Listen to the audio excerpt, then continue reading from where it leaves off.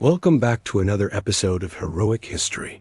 Today we journey back to the year 105 BC, a time when the Roman Republic stood at the height of its power. Its legions were legendary, unbeaten, and feared across continents, stretching Rome's influence to both allies and adversaries alike. To the outside world, Rome seemed invincible, an unstoppable force destined to rule forever. But beneath that shining veneer, something far more dangerous was brewing. Pride hardened into stubbornness. Rivalries festered like open wounds. And leaders blinded by their own egos failed to see the gathering storm on the horizon. What happens when the most disciplined and well-trained army in history becomes undone by internal strife and arrogance? What price does a republic pay when political divisions fracture its unity just before the clash of war? How far can even the greatest empire fall when it confuses political maneuvering for true military strength? This is the story of the road to Arausio, a battlefield that would be drenched in Roman blood, a catastrophe so profound it would echo through the annals of history and haunt the Republic for generations. And what followed that day forever altered the course of Rome's destiny. By the end of the 2nd century BC, Rome was at the height of its power after nearly 2 centuries of war. The Republic had subdued its archenemy Carthage, crushed the might of the Greek kingdoms, and exerted its influence over lands from Hispania to Asia Minor.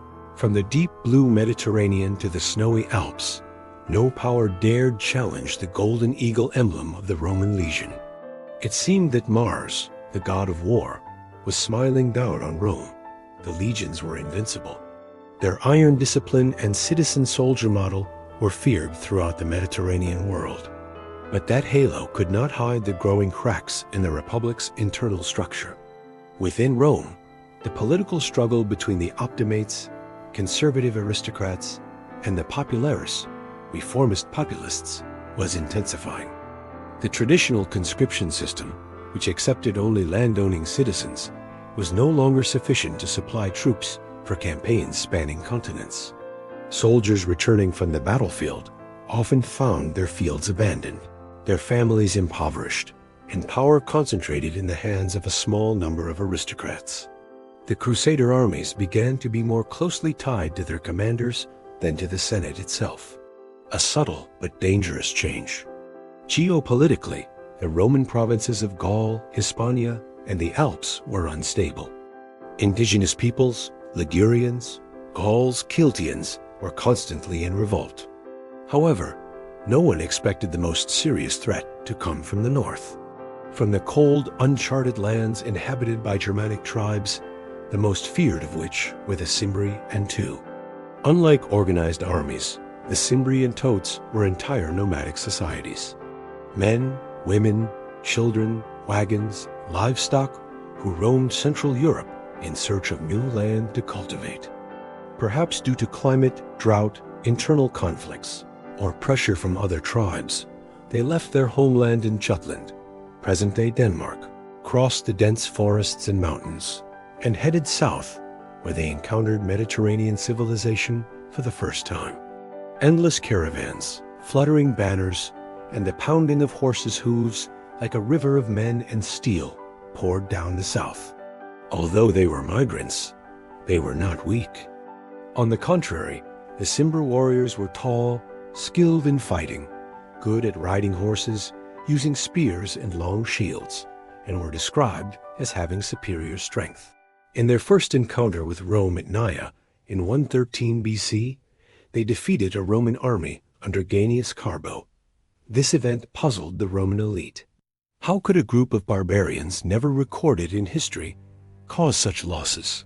But what was more terrible was that the barbarians did not disappear like local rebellions, but continued to move, penetrating deep into Gallia Transalpina Gaul, beyond the Alps, where the Romans had just established their influence with blood and iron. For a decade, the Cimbri and Teutons continued to weave between the Roman provinces, distracting and subduing each legionary force sent to confront them. Rome, confident in its discipline and military technique, began to tremble. The ancient fear of a collapse from the north resurfaced, recalling the disastrous Gauls' capture of Rome in 390 BC, a stain never forgotten in the Roman collective memory. To counter this threat, the Senate deployed two large armies in 105 BC, one under proconsul Quintus Corvelius Scipio, a member of the conservative aristocracy, and the other under consulus Milus Maximus, a member of the newly wealthy plebeian class, Homen Novus. The problem was, there was a serious conflict between the two commanders over rank, honor, and supreme command. Scipio, a member of the old aristocracy, despised Maximus and refused to cooperate. Instead of joining forces to fight the powerful enemy, the two Roman armies set up separate camps near the Rhone River near the town of Arausio, modern Orange, France. Before them was a large and well-trained enemy. Behind them were political rifts and blind arrogance. While the enemy was closing in, the Romans were divided and fighting for power. This division was not just a personal dispute. It was a manifestation of a rotting republic where family honor was more important than the lives of tens of thousands of soldiers. Little did they know that the enemy was right in front of them, waiting for an opportunity to strike a fatal blow. It was precisely this internal division that doomed the Roman forces before the battle even began. The inability of Scipio and Maximus to coordinate meant that the combined strength of the two armies was wasted in disunity and arrogance. The conservative aristocrat, disdain for his plebeian counterpart, prevented a unified command structure leading to fatal miscommunication and a lack of coherent strategy. This will become most evident in the detailed account of the battle, as we are going to tell you.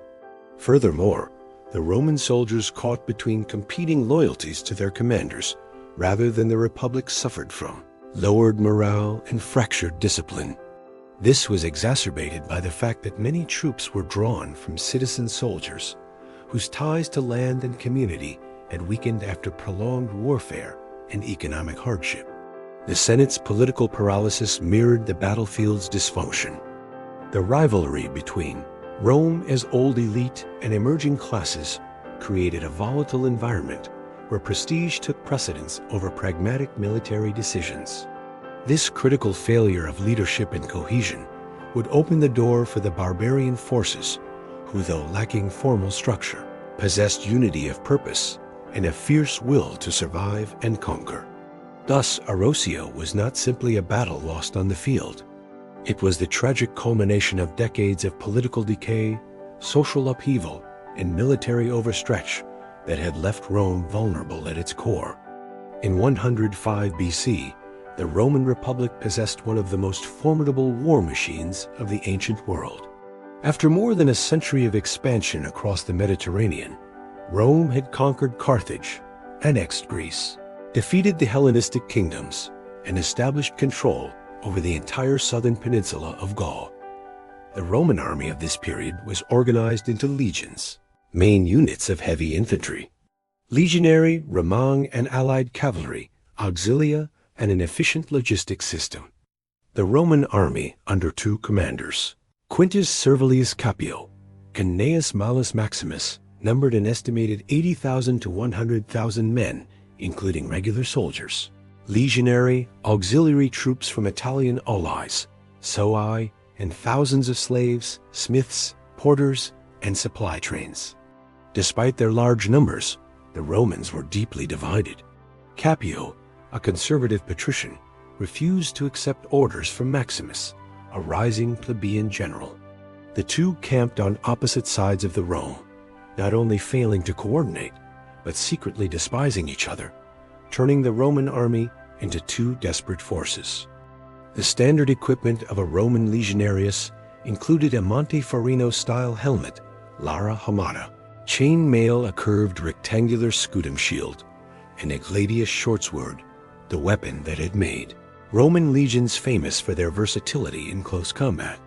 In addition, each soldier carried two heavy pilums designed to pierce armor and break it on impact, disabling shields and causing disarray.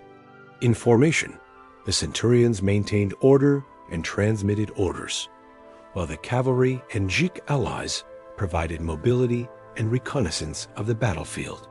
These were some of the signature weapons used by Roman soldiers, many of which we've already featured in previous episodes.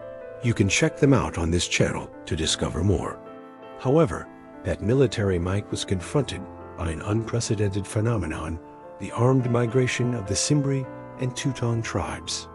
This was not a simple army, but an entire people migrating, bringing with them their families, tents, wagons, and all their possessions, with a number that could reach hundreds of thousands. Among them, the elite fighting force led by chieftains such as Boric Cimbri and Teutobod. Two consisted of tens of thousands of skilled barbarian warriors who crushed the Roman army at Nerea in 113 BC and spread terror throughout Gaul. The Cimbri and Teutonese did not fight like the Romans. They lacked disciplined battle formations or a systematic system of command, but they made up for it with superior physical strength, a fierce spirit of fighting for their tribe, and a head-on storm-like attack. Their weapons included flat-topped battle axes, Germanic-style long swords, and especially long wooden spears that could be used for both throwing and thrusting, and round shields of wood or leather. In some accounts, Teuton's warriors wore animal skins and painted their faces and chests blood red before charging into battle, a gruesome sight that terrified their opponents at first sight. The dawn of the 6th of October 105 BC rose over the plains of the Rhone with an unfamiliar calm, a false calm before the bloody storm. While the Cimbri and Teutones were stationed along the northern bank, stretching from the highlands near the Isere to the flatlands near Arausio. To the south, the two Roman armies were still not united, did not share information, and most importantly, did not share the will to fight.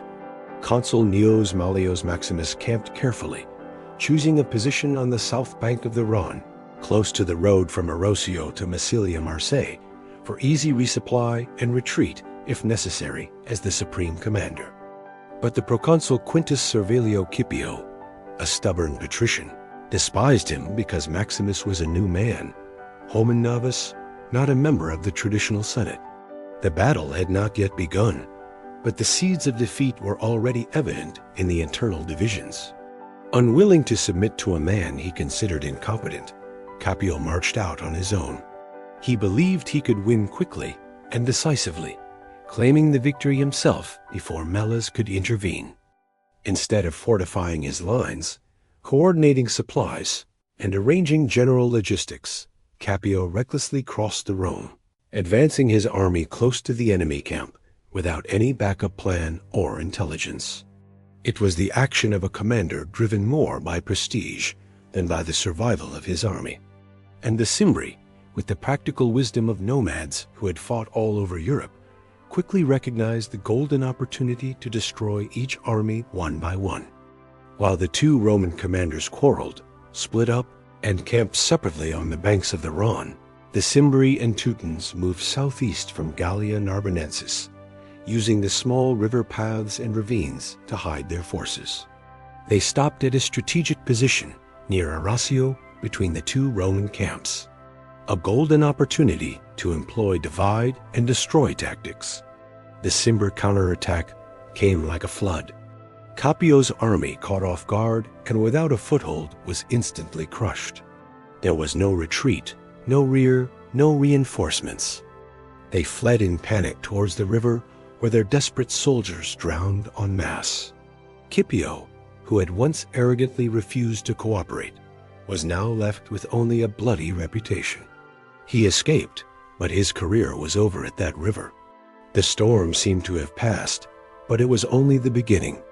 Not giving the Romans time to consolidate their formation, the Cimbri continued to follow the fords and the narrows, pouring across the river and directly into Maximus' main camp. This force, though large, was not ready for a full-scale battle, its morale shaken by the disaster on the other side. Without tactical coordination, without a solid maniple formation, the legionaries were scattered and attacked from many directions. The auxilia were not deployed properly. The cavalry had no space to counterattack, and the lower commanders received no clear instructions amid the smoke and the screams. The ranks collapsed in pieces like a washed-out embankment, and the supply wagons, the blacksmiths, the field slaves were swept away in the chaos. What followed was no longer war, but slaughter. More than 80,000 Romang and allied soldiers died, a toll that far exceeded that of Cana nearly a century earlier. Almost the entire Roman force in Gaul was wiped out in a single day. A few survivors fled to Massilia, carrying with them the terrible memory of a historic tragedy. In fact, the scale of the casualties at Arausio has long been a subject of debate among historians.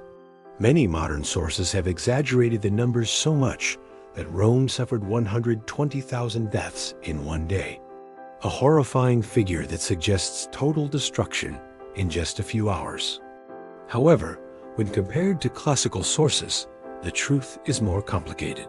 The 5th century historian Arausio was the first to give a specific figure, claiming that 112,000 Roman soldiers and allies died, an estimate that reflects the scale of the disaster rather than the exact number. Libby called it an even greater disaster than Ka, but did not provide a figure. Modern scholars, based on estimates of the actual numbers of the Roman armies under Scipio and Maximus, suggest that the casualty figure was between 80,000 and 100,000. That is, the entire force was destroyed or captured. But that does not change the fact that this was a disaster unprecedented in the history of the Roman Republic. In a single day, 2 armies were completely wiped out, leaving all of southern Gaul in the hands of the barbarians and Rome in panic. This was not just a military defeat, but a deep psychological wound for the Republic, which was already cracking from within. The failed strategy at Arausio was a perfect illustration of the worst that can happen when personal pride takes precedence over national interest. Scipio and Maximus failed to defeat the Cimbri, not because they were weak, but because they were divided, arrogant, and blind. A military system that had defeated Hannibal, conquered Carthage and Numancia, now collapsed before an army that was not technologically or organizationally superior, but was more united, more determined, and more observant. In that historic moment, Rome did not lose because it lacked men or weapons. It lost what made Rome strong: discipline, unity, and mutual respect among its commanders. From the ashes of Arausio, the entire republic shook, paving the way for Marius's military reforms and even sowing the seeds for the rise of future dictators. But that is a story for later chapters. Meanwhile, in Rome, the news came as a devastating shock. Never before in the collective memory of the Romans had 2 great armies been annihilated in one day. Not by Greeks, not by Carthaginians, but by barbarians from the north, without nations, without city-states, without philosophies, armed only with instinctive force and an absolute spirit of survival. This defeat was not only a blow to the honor of the army, but also a mortal wound to the political system of the Republic. For the first time, the division between the ruling classes was no longer a parliamentary affair. It cost the lives of tens of thousands of citizens. And from the ashes of Arausio's defeat, a name rose as if by fate: Gas Marius. During the crisis, Rome was forced to break with tradition, to give supreme command to a commoner who rebuilt the entire Roman army, not just to avenge himself, but to save the Republic from the ghosts of the North. And from that moment, the history of the Roman Republic entered an irreversible, fateful turn. Marius's reform was not simply a matter of reorganizing the ranks or adding numbers. It was a complete revolution in military organization, ideology, and identity. Instead of recruiting only from the wealthy landowner class, Marius opened the army to those without property, the caput sensae, the lowest class of Roman society.